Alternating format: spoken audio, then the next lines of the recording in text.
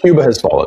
That's the news that I am delivering to you today. It has been 15 days since the blockade had begun, where all oil for the oil dependent nation has been blocked. And though the Cuban government has tried to ration that as long as they can, the fact is they've just timed out. They've ran out of oil.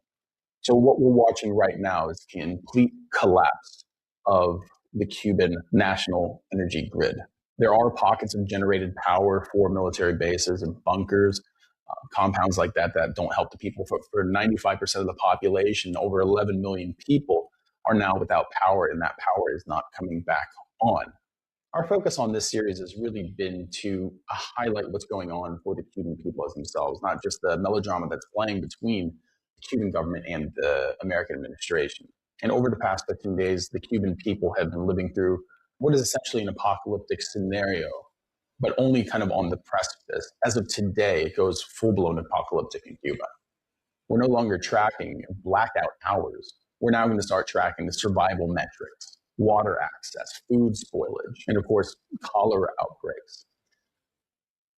This, of course, is because with the massive energy grid failing, sewage system sanitation processes have also shut down. So all throughout the country, there is sewage overflowing on the streets. That means that disease is essentially spreading. With no available clean water to 90% of the population right now, that means that the only sources of water that they have, especially without the ability to purify that water or boil it, what you're going to see is massive waves of disease hit over the next couple of weeks. Disease takes time to incubate.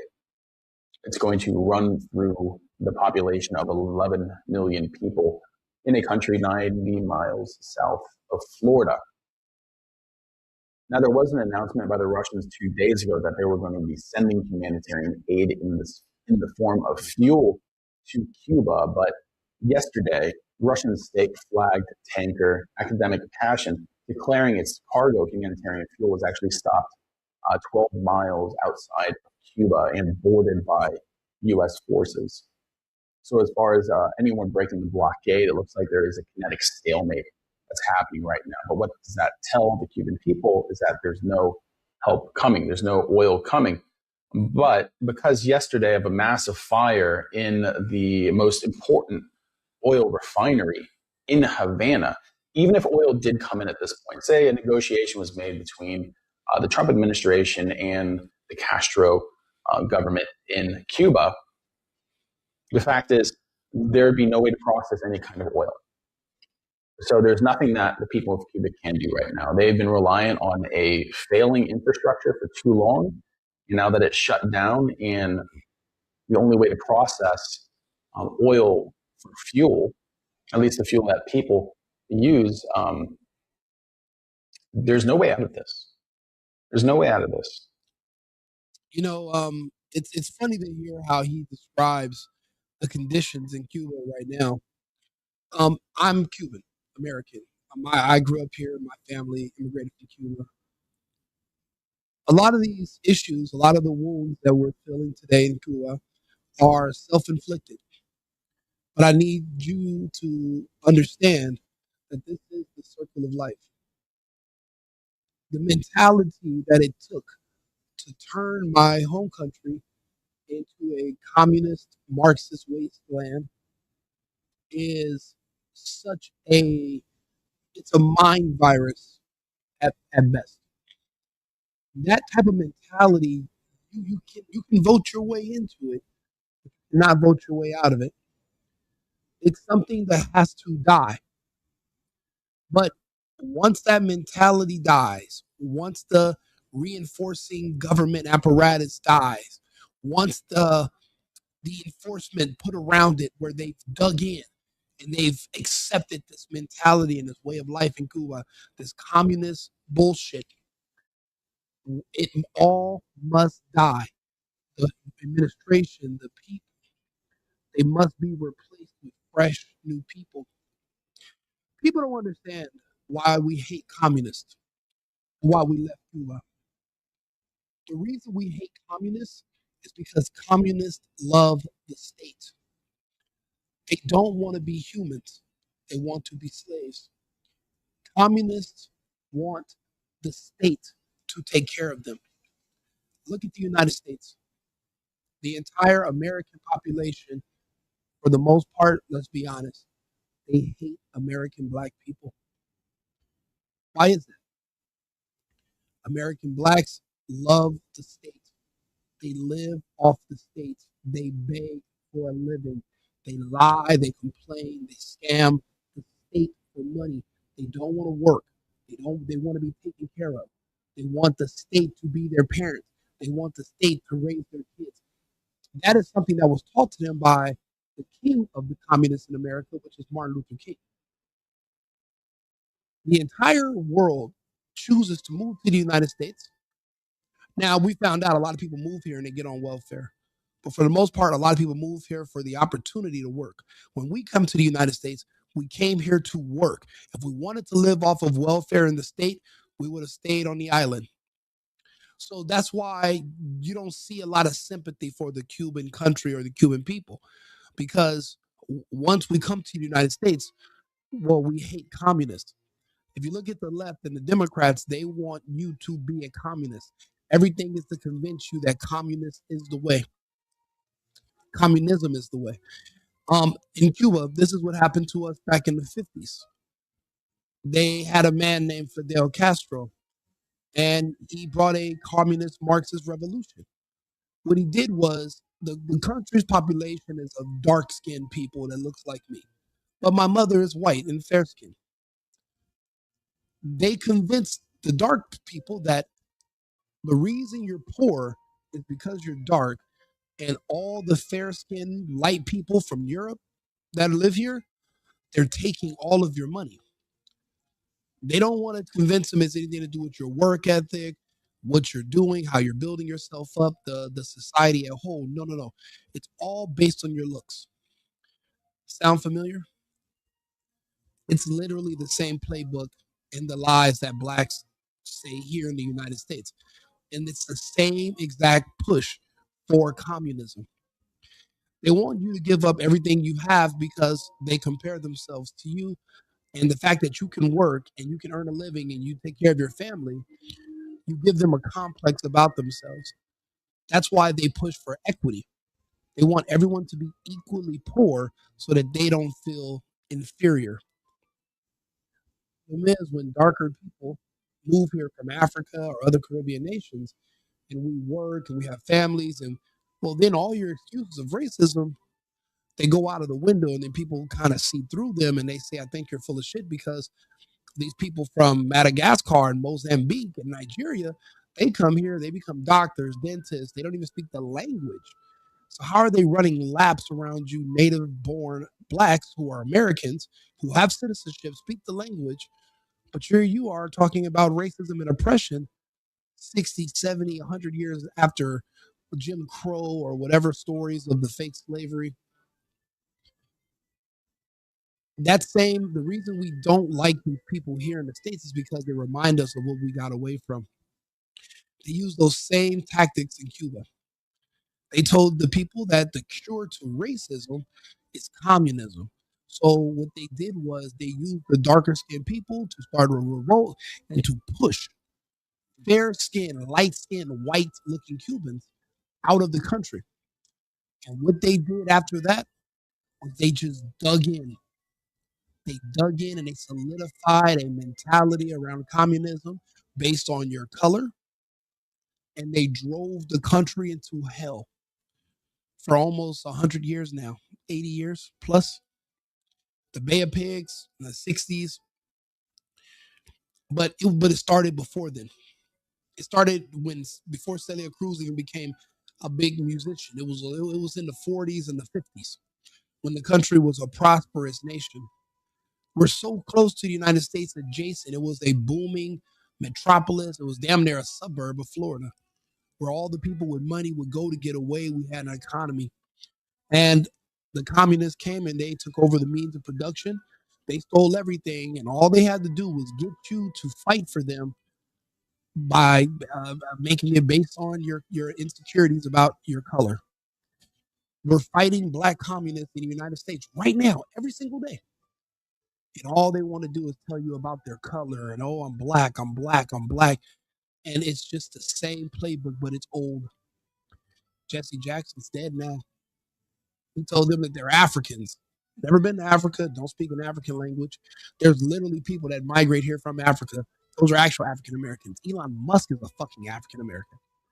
But you got these other people that have already been here, speak the language, never been anywhere else. They're convinced otherwise. I say this to say that mentality doesn't change. It has to die. And unfortunately, the people who push it the strongest, they have to die along with it. There are younger people who are going to be smarter, who are going to be free thinking, who do not want to be slaves. They're going to have to replace those who die. This is natural. There is no, oh, we're going to come in, we're going to save the country. Save the country, unfortunately, has to die to be born again. That mentality of communism, of being a slave and to love your slavery and to embrace your slavery because you think that slavery is actually a an escape from racism. And they're trying to convince you that here in the United States, they would rather be they'd rather you look at them as a black than a person. And they want, and that's all it came down to back in Cuba too. That was it. That was it. And we lost everything. Everything. People are, oh, he's like, oh, it's apocalyptic. To an average American, it's been apocalyptic for 30, 40 years now. We're always teetering on the verge of having new diseases, trash, waste. You think it's a well managed and run country with an embargo for 60 years? And if we didn't have the embargo, then what? Then they'd be smuggling in weapons and then trying to attack the U.S. It wouldn't be any different. It wouldn't be any different. It wouldn't be any better. The embargo was just the beginning. But they should have been choked out this mind virus long ago. It should have taken this long. It has to go.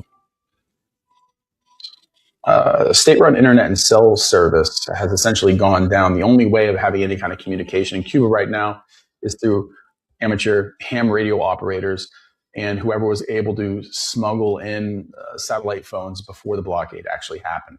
Now, the U.S. victory of enforcing this blockade has really come at a massive diplomatic cost at a time where diplomatic tensions across the world right now are incredibly fractured. The only support from another nation that the U.S. has had on its actions in Cuba has been Israel. And with Cuba looking like it's going to be America's Gaza in the Western Hemisphere, I doubt there's going to be any support coming from anyone else. Now, the UK has remained silent, but France and Spain have issued statements. That's a rather pathetic comparison. Cuba would never be Gaza. There's no terrorist organizations that are even alleged to be attacking the United States from a distance. We've kind of let bygones be bygones. They've been over there, we've been over here. The Cubans that have come to the United States, came here to be Americans. The ones who remained, they embraced communism. The ones who tried to escape wanted to work and provide. The ones who stayed, they want the state to provide for their families. They want to be taken care of. They want to be slaves full time. But the problem is the mentality of slavery, it's unsustainable if there is not a certain level of demanded labor that is there. So unless these people are being put to work in some form of fashion where there's an industry that is benefiting from their labor, you're not going to be able to sustain this whole lifestyle of slavery where the state is the means of production. If you're not producing something, something you have to have a GDP. You cannot have a slave population of dependents on the government where you're depending on tourism. The slaves must work. Famously in the United States, it was cotton. And in the islands, we had sugar cane, we had plantains. There were fruit. It was goods that were harvested with the labor of the slaves. Right now, unless you're going to have to put the entire remaining communist population to work, allowing people to just live indefinitely where everything's free. They don't have to pay rent. They don't have to pay bills. They don't have to pay electricity, and everyone gets a stipend every month. You get a coupon. You get to go to the store. They give you cheese. They give you rice. They give you a certain amount of meat and seasoning, and then you go home and you stretch that out for a week, 2 weeks, sometimes a month, and then you come back with a voucher. It's reminiscent to the government cheese of back in the day. Our country's parallel. We're just on a macro scale. Cuba is really Memphis. Cuba is Baltimore. Cuba is what the west side of Chicago. These blue cities have these communist enclaves where there's a communist utopia that is paid for by taxpayers. So you get to live in your communist utopia of subsidized housing, subsidized food, subsidized everything, basically welfare. You get all this free stuff from taxpayers like me, and you get to live in your neighborhood. We have to pay for it. If you had to pay for it on yourself without all the government assistance, you wouldn't be able to live there. It has to shut down eventually. We cannot keep living like this. It's unsustainable. Now, again, Cuba is basically one of these blue cities. You can't change the lifestyle. Why do you think they invented the vaccine? That mentality must be euthanized. It must be removed from the board because it's contagious. I've never seen it go the other way. I've never seen a slave convince a free person that they should be a slave. But I've seen a free person convince a slave that they should want to be free. But I'll be honest with you, for the lazy, average Gen X American who has these mental issues where you believe in racism, or you believe that you're in the wrong body, or you believe you have some kind of gender dysphoria, you believe you're trans or gay, they have a built-in handicap. It's a mental illness. Those people do not feel like they can work in the world. They tell us that. They illustrate it. So for them, they're going to need to be taken care of by the government indefinitely. They're going to want to be there. They want to be slaves. They're never going to go out and get a job and have kids and pay rent and pay a mortgage and become a part of society. There's always going to be a detriment there. They're going to blame any issues they have on the state. They want to be slaves. The problem is slaves and free people, we don't mix because you're not my equal if you're my slave. There's no way I'm paying for you to live, but we have an equal say. We don't. It's more of a parent-child scenario than an equal scenario. We're working that out here in the States right now. We're actually making progress thanks to the vaccine, thanks to Jeffrey Epstein's research with the efforts of Bill Gates and the influence of Kamala Harris. We were able to inject the poor population, the population of people who want to be slaves. They were injected, and it was created for them with Epstein's research. We're mitigating the damage done by them, and we're actually going to bring down that population that's dropping every single day in the U.S. People don't like to hear it, but that's what's happening. In Cuba, if that's what the goal of the blockade is to cause damage to the communists that they're not going to survive the next 2 months. Because it doesn't take very long to starve out people or to push people to the brink of losing everything. It doesn't take much time of not having power because without electricity, you don't have running water. Without running water, you can't get rid of waste and feces, and then you got all the issues. It had to eventually be done, but this was something we could have prepared for. Everyone knew the rules. Everything in this hemisphere belongs to the United States. There was no such thing as any country that can flirt with another major superpower here in the U.S. Everyone saw what happened to Venezuela. They made it very public. Mexico and Cuba are on the menu. The Cubans had time to prepare. You either failed to prepare, you prepared to fail, whatever it is. You weren't ready, but that's no one's fault but yours. Trump is basically doing the hard part. He's just getting it over with.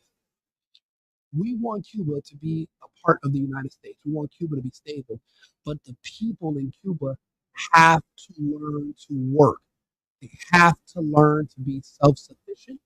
They have to learn that depending on the state to give you free housing, free food, that can no longer be a thing. Oh, but that we don't want to live like that. That's too bad. The option of being a slave is only reserved for certain people in certain situations. You can't have a whole country full of slaves. It doesn't work. Communism does not work. It doesn't. Only in small demographics. 11 million is not small. 30,000, yeah, you can build a commune. You can build a district somewhere.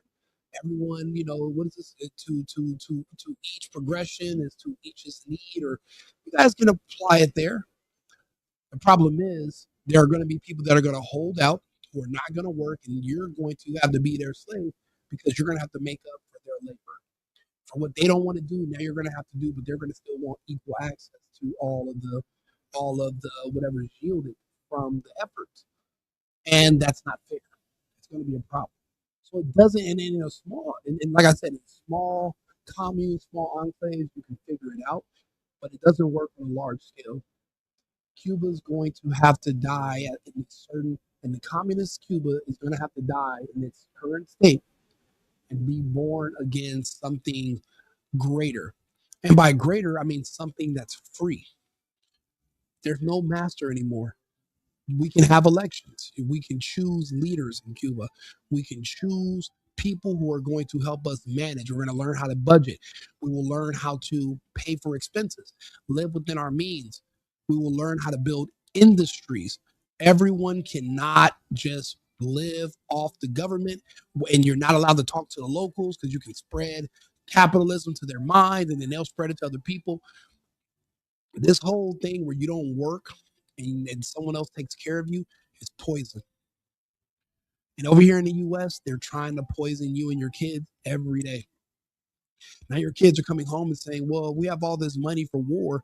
Why can't the government just give us money every day? That's what the kids are asking their parents now. And we thought we got through that in the 50s, and it's making a resurgence.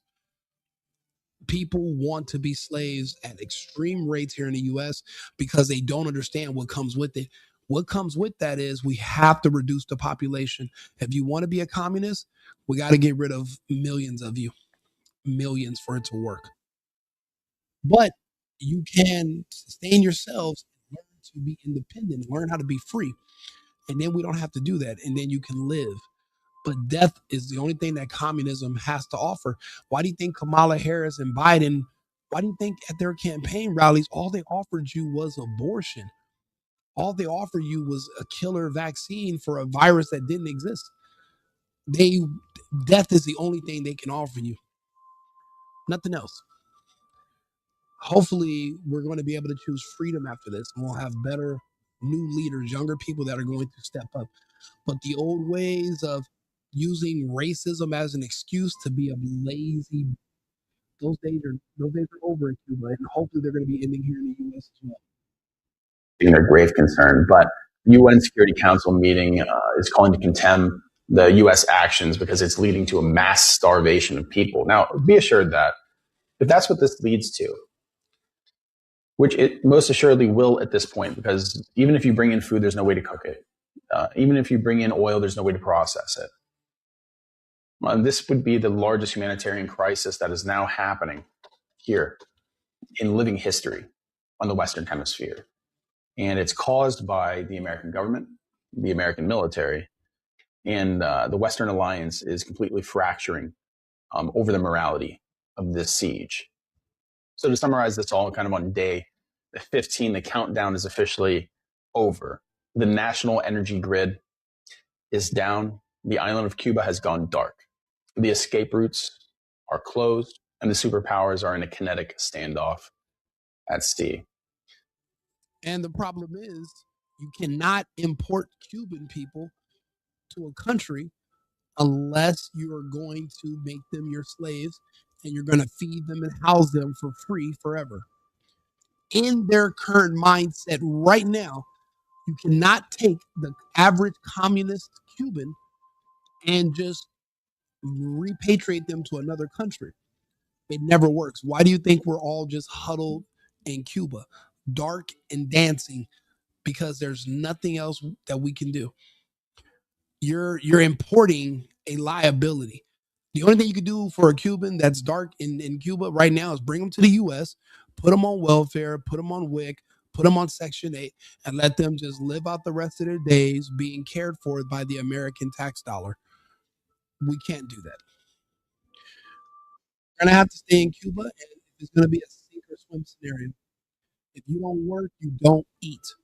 That has been the way, that has been the number one mentality of a human since the beginning of time. If you don't work or produce, then you don't eat. And if you don't eat, you starve. As a person who is free, freedom has responsibility. It's up to you to also be able to feed your own kids and feed your own wife and to feed your own self.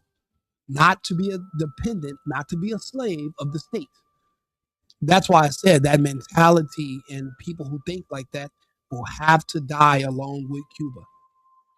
And then something else can be born again, a new way of life.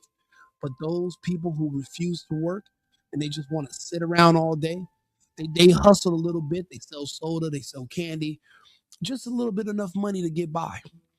That's not good enough. God did not give you the gift of life for you to just waste it on just withering away and relaxing. We must contribute. We should want more. That's why a lot of us left Cuba because we wanted to be able to determine how much we earn and what we can produce for ourselves. Everyone's not the same. Some people will work harder than others. Some people are willing to work longer. Some people are willing to work smarter. We're not all the same, but you're going to have to do something. Sitting around and expecting me to pay for you and your children is not a strategy. That's you scamming me. That's why the whole system in Cuba has to go. And the systems here in the US, they're being broken down every day. I've seen some beautiful news. They said we no longer allowed to use EBT to buy candy, soda. You're ripping the communists to shreds because now they're going to have to earn money and work to afford the things they want. Independence is the key to the United States. If we wanted to be socialist like in Europe, you see the Europeans don't produce anything. Why would they? If they do make any money, 90% of it is taxed to cover social programs. What are social programs? Programs that basically take care of others, especially when they're coming from other countries, so that they can just live for free at your expense. That's not enjoyable. Nobody wants to live like that. So that's why, again, the country has to die and then it can be rebuilt into something better. It can be reborn. It will be. And that communist attitude, that communist mentality, you can have it, but you're going to starve to death. You're going to have to learn to work. It's going to take time, but it's possible. And if there's an injection of Cubans that will be able to return back to the island, we'll do the heavy lifting, we'll rebuild, and we'll get our people in order. And you can be mad all you want, but if you're hungry, there's only so much you can do. So you're going to have to figure it out. You're going to have to get over that communist bullshit. This is not a good place for Cuban people to be. And there is essentially nothing going on American mainstream media when it comes to coverage of this. And I think that that's on purpose. It was easy to seal off Cuba. And it's easy to make sure that nothing's coming out of Cuba. And you are seeing videos all throughout Latin America, all throughout Central and South America about what's going on in Cuba. It's just not in America. You're seeing it in Canada, not in America. This is a media blackout that's being done by our mainstream media. The only voices that are talking about what's happening in Cuba to the Cuban people. They don't care about the government. They don't care about whether they're communist, anything like that. I care about people and the fact. And yeah, let's go ahead and correct that, sir. All people are not the same. You cannot care about communists because communists don't care about themselves. That's what we would call a fool's errand. If you are more concerned about certain people than they are about themselves, then you're wasting your time. Americans do not like conservatives or Republicans. The media is completely owned by the left and controlled by Democrats. Cubans come to this country to work. We hate communists. So no, you're not going to hear anything about Cuba on the mainstream media. You're not going to hear anything because we're not their voters. Cubans will vote for them. Salvadorians, people from maybe Colombia. No, actually, no. Colombians aren't even communists and Democrats. Maybe some people from El Salvador or Honduras or Guatemala, but no, the rest of Latin America is the only thing that's going to be left in Latin America is going to be people who despise the communists and they're not going to promote helping them or what's going on in their country. Besides, we wouldn't leave our countries if we could work and make money in our countries. A lot of but for the most part, a lot of Spanish people we do come here to take advantage of the social services and be slaves. We want to be taken care of by governments, free stuff, free benefits. All we got to do is vote for you illegally. That's fine. That's a good trade. But we're removing those that method of scamming, all that fraud. We're getting rid of it. So people are going to have to stand on their own. So no, you're not going to hear a lot about this from Cuba, about what's going on in Cuba. And he's saying it doesn't matter. It does matter. That's all that matters. If you're a certain type of person, they're going to be trying to bring you over here as fast as possible. And if you're not, they're going to ignore you. You don't see any huge push to bring a bunch of people from, countries that hate communists. You're not going to see them. There's not a big push to bring them over here. There isn't. There isn't. They'll push them right back on the boat and tell them, okay, good luck going back. They don't want them here. And I don't blame you. The only people you should want in your country are people who want to work, not people who want to freeload. Again, it got so bad in the United States, they literally euthanized an entire race of people in this country because they're seen as being freeloaders. Maybe not all individuals, but when you're 90 something percent of your population is on welfare and still talking about slavery hundreds of years later, that means they're never going to break that mentality. That mentality has to die, it has to die out. And then new people will be born without it. That's literally what they had to do here. So they're definitely not going to bring in new people with those same mental issues. That's why you see Cuba just basically standing by itself and falling on its own.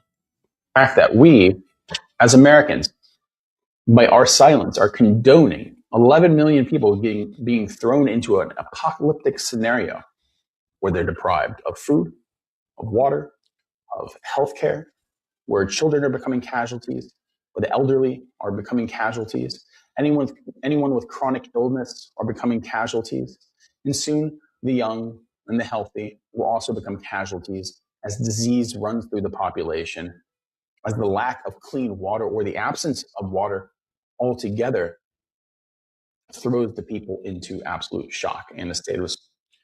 I'll be honest. People are happy in Europe because it's not because of the economy, but it's not because of all the social services. And I'll be honest, I don't think everybody is truly that happy in Europe. The fun part about Europe is that you can get on a train and you're connected to 15, 20, 30 other countries by maglev. You can just be in another country. It's not very expensive. Health, there's a lot of free services there. But the people who are paying for those services, they're not seeing the fruits of their labor. I don't see them being happy. And a lot of Europeans move here to the United States because they're not happy.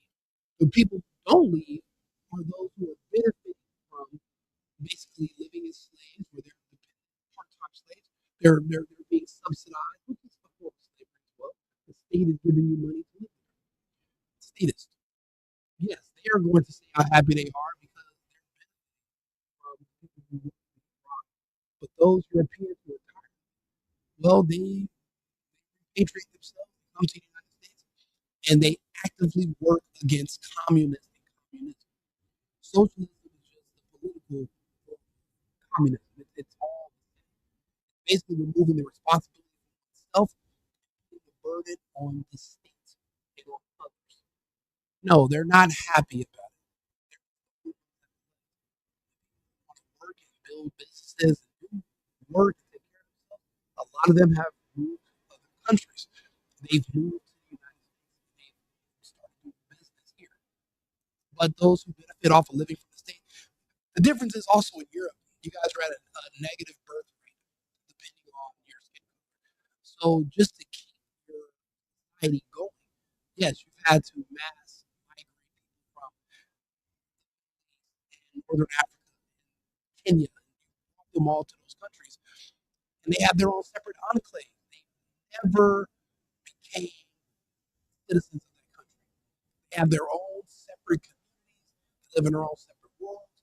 Even your police can't even go into their neighborhoods. But you were so desperate for warm bodies that you brought these people in. And now your countries are in recession that you'll never be able to get out of, and you deindustrialize yourself. You don't have any industries anymore, but you have a bunch of angry, radical Africans basically wipe out anyone who's white or anybody who's pretty much been invaded and taken over. Here in the U.S., we chose a different route. We voted for Trump. So we're not going to let that happen. But if you want to see the results of X amount of time of living like a communist, Cuba's a perfect example. And we're going to just have to stop it out. There's two ways you can do things. One is the easy or hard way. Cuba's going to have to go the hard way. It's tough love, but the people will have to learn. You don't work, you don't eat. Dancing and doing art and just hanging around all fucking day for 1,000 years until that those days are over. Everyone's going to have to contribute. That's the way it has to be, or you're going to perish. Survival. Now, the hope from the U.S. administration is that this kind of pressure that was put on the people would force the population's hand to confront the government. But the fact is, the people have been thrown into a state of survival almost immediately. And that's exactly why this had to go this way. Literally, they're forcing the people to look at the government and say, what have you done? How are we going to trust you when you can't protect us? And then you find out, well, our government of communism was depending on the Russians. We're depending on the Chinese. So you don't even have, so you're keeping your government as a slave to another fucking government. You don't even have your own independence. Cuba has products. We used to have a huge sugar industry, huge banana industry, huge vegetable industry. We used to export. It's all gone. The means of production taken over by the state. It became unfeasible.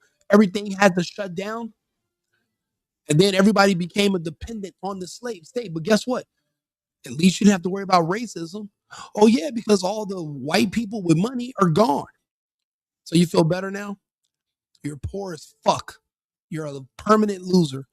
But at least you don't have any white people to look at to compare yourself to. And that's what makes you happy. That's what you take solace in. You should be ashamed. That's why it can't survive. It has to go. That's how fragile the Cuban system actually was. And the Black Berets did their job. I mean, listen, they went from securing energy resources, securing fuel and food sources, to quickly cracking down. There was only two real protests that have happened this entire time. And what happened is exactly what you think would happen. Provocateurs were arrested and disappeared. And the people know, and they see, they understand that even if the government falls, there's no immediate change. So we'll keep following this and let you know what's going on as the situation continues to degrade in Cuba. But we appreciate your time and your attention on this one. Now this is when this will change. When the government collapses in Cuba officially, there are going to be a few people that are going to step up and say, hey, we want to work with the United States. And they're going to beg President Trump to come in and help them. And they're going to tell him that we're going to need protection. We're going to need security. And we, the people, are going to be asking Trump for protection and security. And Trump's going to give us all the military aid we can ask for and then some. And those who want to be communists, those who want to defend the communists, those who have pretty much dug in generation after generation of communists to protect the Castro regime, the U.S. military will turn them into dust and they will put them in small boxes and send them to their families. This is going to end in death, one way or the other. And eventually Cuba will be reborn again and we will rise. But we're going to have to crack some eggs to make that omelet. Slavery will end in Cuba. Glamorize slavery by calling it communism will end in Cuba. Cuba will be a country that will be a vassal of the United States, will be influenced by the United States, but hopefully we'll have a constitution and we'll have certain things that will protect us from ever falling back under communism. But we're too close to the United States for them to pretend that they can just leave us to ourselves like they did before. If anything, we would be lucky if they turn us into a Puerto Rico. Like and subscribe, share the video. I'll be back on with some more opinions in about 20 minutes. Remember, it's America first and America only.